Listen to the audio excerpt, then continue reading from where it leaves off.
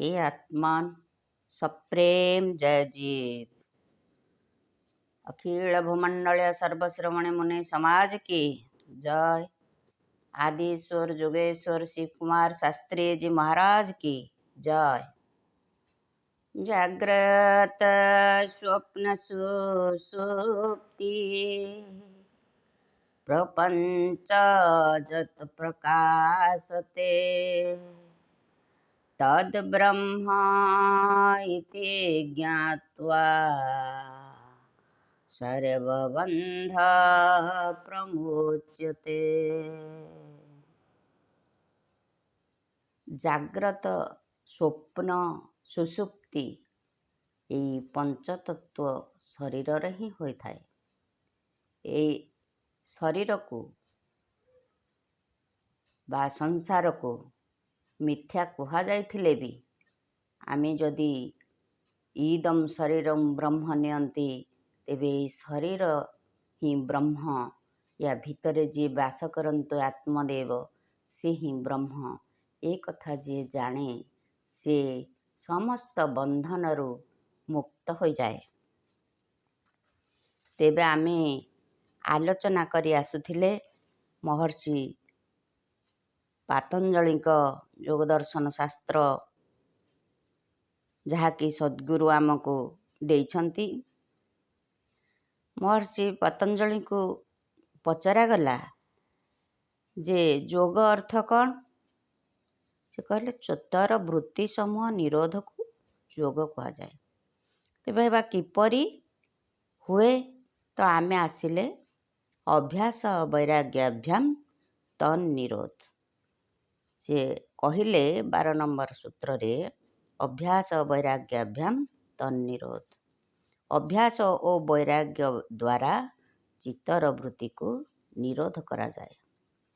अभ्यास और वैराग्य ये दुईटी आमको भल भावे जानी नबाकु हबो जे आमे अभ्यास को आलोचना कले तत्र स्थित जतना अभ्यास कि आमे जो जोग पाइछे सद्गुरुंक पाखरु चक्रभेदन क्रिया बा आमर जो अभ्यास सबू आमे ब्रह्म मुहूर्त उठिकी करुछे सी सबू अभ्यास को आमे जदि सबुदिन ठीक समय रे ठीक जगार आमे करिबा तेबे आम शरीर शुद्ध हो जिबा, मन पवित्र हो जिबा। आउ गोटे हला स्वाध्याय। ई साधक माने सद्गुरुंक रचित आत्मकथा को 100 अध्याय ताकू मनन चिंतन करिवे आउ पढ़िबे। या सद्गुरु कहिबा उद्देश्य जे जेतेबेले आत्म संबंधी ज्ञान साधकर हो जाए से पूर्ण भाव रे शुद्ध चैतन्य सत्ता निज को जानी पारे आ से शुद्ध हो जाए। तेबे आमे आसुछे पुणी 14 नंबर सूत्र को। 14 नंबर सूत्र हैला दीर्घ काल एही भली भावर अभ्यास करिबा दरकार। काहेकि ना अनेक लोकंकर अल्प दिन भितरे स्वरूप अवस्था प्राप्ति हुए किंतु अनेक लोकंकर ये अभ्यास बहुदिन पर्यंत करिबा दरकार बोली सद्गुरु कहउछंती। काहेकि ना आमे देखुछे जदि आमको आमर 100 टंका हवा दरकार आम पाखरे 80 टंका अच्छी जो आउ 10 टंका देले आमर 100 होउनी। जा पाखरे 90 टंका अच्छी ताकू 10 टंका देले 100 हो जाउछि। तेणु से लोकर स्वरूप प्राप्ति हो गला जेमती अल्प साधना बल रे से शुद्ध हो गले आ से सेतिकिरे तांकर स्वरूप प्राप्ति हो गला। कहीं पूर्व प्रारब्ध कर्म संजोग रे आम आसुचे तेणु से अल्परे प्राप्ति हो गला तांको स्वरूप अवस्था किंतु अन्य जन को हो नहीं से प्रारब्ध कर्म नहीं। तेणु आमे बारंबार अभ्यास करी निजको शुद्ध चैतन्य करिबा। तापरे दृष्टानुश्रविक वशिकार ଦୃଷ୍ଟାନୁଶ୍ରବିକ ବିଷୟ ବିତୃଷ୍ଣ ବଶୀକାର ସଂଜ୍ଞା ବୈରାଗ୍ୟମ୍। 15 ନମ୍ବର ସୂତ୍ର ଆମେ ଆଣିଲେ। ଦେଖା ଓ ଶୁଣା ବିଷୟରୁ ଆସକ୍ତି ରହିତ ହୋଇ ଆମେ ଯୋଗ କରିବା ବା ଆମର ଯଦି ଆମେ ଦେଖା ଆଉ ଶୁଣା ଦୁଇଟା ଯାକ କଥାକୁ ନିଜ ବଶୀଭୂତ କରିଦେବା, ସେଥିରେ ଆମେ ଆସକ୍ତ ହେବା ନାହିଁ, ଆମର ବୈରାଗ୍ୟ ଆସିଯିବ। ତ ଏଇ ସଂସାରର ଯେତେ ବିଷୟ ଅଛି, ରୂପ ଆଉ ନାମ, ଏ ଦୁଇଟି ଯାକ ଆମେ କେମିତି ବଶୀଭୂତ କରିବା, ସେହି ସ୍ଥିତିକୁ ଆମେ ଯିବା ଦରକାର। ମନୁଷ୍ୟ ବିଷୟ ସଂସର୍ଗରେ ଆସେ। ଗୋଟିଏ ହେଲା ଦର୍ଶନ ଶକ୍ତି, ଗୋଟିଏ ହେଲା ଆମର ଦୃକ୍ ଶକ୍ତି ବା ଆମେ ଯାହାକୁ କହୁ ଆତ୍ମଶକ୍ତି। ଆମେ ଯେତେବେଳେ ଦୃଶ୍ୟ ଦେଖୁଛେ, ସଂସାର ଆଉ ଶରୀର, ଆମର ଆଖି ଦେଖୁଛି, ଆଖିର ସଂସର୍ଗରେ ଆମେ ଇନ୍ଦ୍ରିୟ, ଯେଉଁ ଆଖି ଇନ୍ଦ୍ରିୟ ମାଧ୍ୟମରେ ଆମେ ସଂସାରକୁ ଦେଖିପାରୁଛେ, ଶରୀରକୁ ଦେଖିପାରୁଛେ। ତ କୌଣସି ଗୋଟିଏ ଆତ୍ମାର ଘର ବା ସଂସାର ବା ବ୍ରହ୍ମାଣ୍ଡ ସମସ୍ତେ ଆତ୍ମାର ଘର। ଆମେ ଦେଖୁଛେ ଏ ଶରୀର ସଂସାର ଭିତରେ ରହୁଛି, ତ ଆମେ ସେ ଆତ୍ମାର ଘର ଏଇ ଶରୀର ଆଉ ସମସ୍ତେ ଆତ୍ମାର ଘର ଏ ସଂସାର, ଏ ଦୁଇଟା ଯାକ ଆମର ଦର୍ଶନ, ଆମେ ଦେଖିପାରୁଛେ ଦୃଶ୍ୟ ଭାବରେ। ତେଣୁ ୟାର ମାନେ ଏଇ ଭୂତେନ୍ଦ୍ରିୟ ବା ଆମେ ଯେଉଁ ପଞ୍ଚତତ୍ଵରେ ଗଢ଼ା ଏଇ ଜିନିଷ ଗୁଡ଼ିକୁ, ମାଟି, ଜଳ, ଅଗ୍ନି, ବାୟୁ, ଆକାଶ, ଏଇ ଯେଉଁ ପାଞ୍ଚ ତତ୍ଵରେ ଗଢ଼ା ଏଇ ଦୃଷ୍ଟ ଶ୍ରେଣୀ, ଦୃଷ୍ଟ ବିଷୟକୁ ଆମେ ନିଜର କରି ନେଉ ବା ନିଜେ ବୋଲି ମାନି ନେଉ। ତେଣୁ ଆମେ ଆସକ୍ତିରେ ବନ୍ଧା ହେଇଯାଉ। ଯେତେବେଳେ ଆମେ ଆସକ୍ତିରେ ବନ୍ଧା ହେଇଯାଉ, ତେବେ ଆମକୁ ନିଜ ପାଖରୁ ଦୂରେଇ ଯାଉ ଆମେ। ତେଣୁ ଆମକୁ ସ୍ୱରୂପ ପ୍ରାପ୍ତ ହୋଇପାରେ ନାହିଁ। ଏଣୁ ସଦ୍ଗୁରୁ ଏଇ ଦୃଷ୍ଟ ବିଷୟକୁ ତ୍ୟାଗ କରିବା ପାଇଁ କହୁଛନ୍ତି। ସ୍ୱରୂପ ଆଉ ଗୋଟିଏ ବାଧକ ହେଲା ଆନୁଶ୍ରବିକ। କେହି କେବେ ଦେଖିନଥିବା ଜିନିଷ, କେବଳ ଶୁଣିଥିବା ଜିନିଷ ଆନୁଶ୍ରବିକ। ସ୍ୱର୍ଗ, ନର୍କ, ଦେବୀ ଦେବତା, ଭୂତ ପ୍ରେତ, ଏମାନଙ୍କୁ କେହି କେବେ ଦେଖି ନାହିଁ, କିନ୍ତୁ ଶୁଣି ଶୁଣି ତାଙ୍କ ବିଷୟରେ ମନେ ରଖି ସେଇ ଜିନିଷ ଗୁଡ଼ାକ ପ୍ରୟୋଗ କରନ୍ତି। ଯେମିତି ଆମେ ଈଶ୍ୱର ମାନଙ୍କର ସ୍ୱର୍ଗ, ନର୍କ, ଦେବୀ ଦେବତା ଯେଉଁଠି ରହନ୍ତି ସେଇ ସ୍ୱର୍ଗ।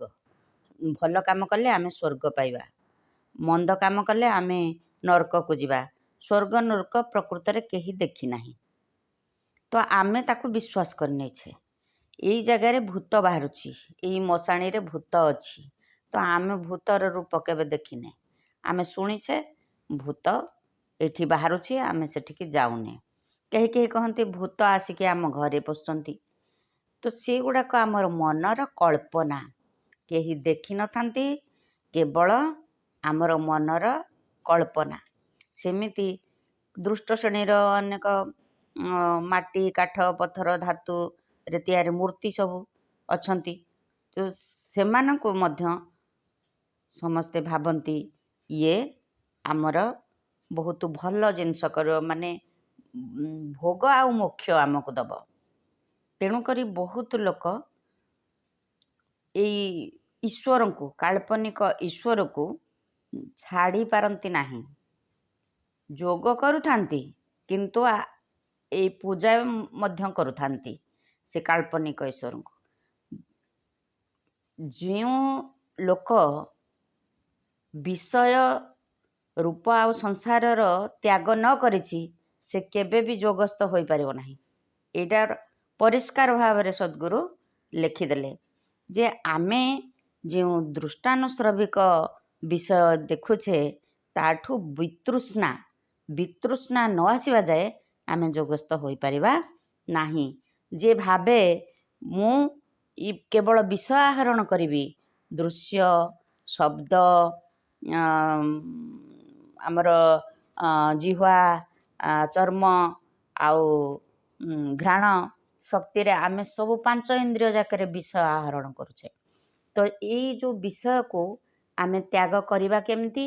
ଆମେ ଆଗରୁ ଆଲୋଚନା କରିଛେ ଯେ ଆମେ କେବଳ ଏକ ପ୍ରେମରେ ରହିବାକୁ ପଡ଼ିବ, ସ୍ୱରୂପ ସ୍ଥିତିକି ଯିବାକୁ ପଡ଼ିବ, ବିଷୟରୁ ବିରକ୍ତି ହେବାକୁ ପଡ଼ିବ, ଆମକୁ ଦୃଷ୍ଟା ଆଉ ଅନୁଶ୍ରବିକ କ'ଣ ଜାଣିବାକୁ ପଡ଼ିବ। ତେବେ ଯାଇ ଆମେ ନିଜେ ସ୍ୱରୂପ ଅବସ୍ଥାକୁ ଯାଇପାରିବା। ଏହାକୁ ଅଭ୍ୟାସ ଆଉ ବୈରାଗ୍ୟ କରିବା ପାଇଁ ପଡ଼ିବ। ଲୋକ କହନ୍ତି ସ୍ୱରୂପ ଇଚ୍ଛା ରଖିବା ଉଚିତ ନୁହେଁ, ଆତ୍ମପ୍ରେମ ବି ତ୍ୟାଗ କରିବା ଉଚିତ। ଆତ୍ମପ୍ରେମ ମଧ୍ୟ ବନ୍ଧନ। ଏଇଟାକୁ ସଦ୍ଗୁରୁ କାଟି ଦେଇଛନ୍ତି। ସେ କହିଛନ୍ତି ନିଜ ଘରକୁ କେବେ କେହି ତ୍ୟାଗ କରେ ନା, ଅନ୍ୟ ଘରକୁ ତ୍ୟାଗ କରେ। ଆମେ କୌଣସି ଜାଗାକୁ ବୁଲି ଯାଇଛନ୍ତି, ଆମେ ପୁଣି ନିଜ ଘରକୁ ଫେରୁଛନ୍ତି ନା ନାହିଁ? ତେଣୁକରି ନିଜ ଘର, ନିଜ ସ୍ୱରୂପ ସେଠି କେହି କେବେ ତ୍ୟାଗ କରେ ନାହିଁ। ସେ ନିଜ ସ୍ୱରୂପକୁ ନ ଆସିବା ପର୍ଯ୍ୟନ୍ତ କାହାର କେବେ ମୋକ୍ଷ ବା ମୁକ୍ତି ହୋଇପାରେ ନାହିଁ। କେହି କେବେ ମୁକ୍ତି ଦେଇପାରିବେ ନାହିଁ। ବିନା ନିର୍ବିଷୟ କେବେ ମନ ନୁହେଁ ବଶ, ବିନା ଅଭ୍ୟାସରେ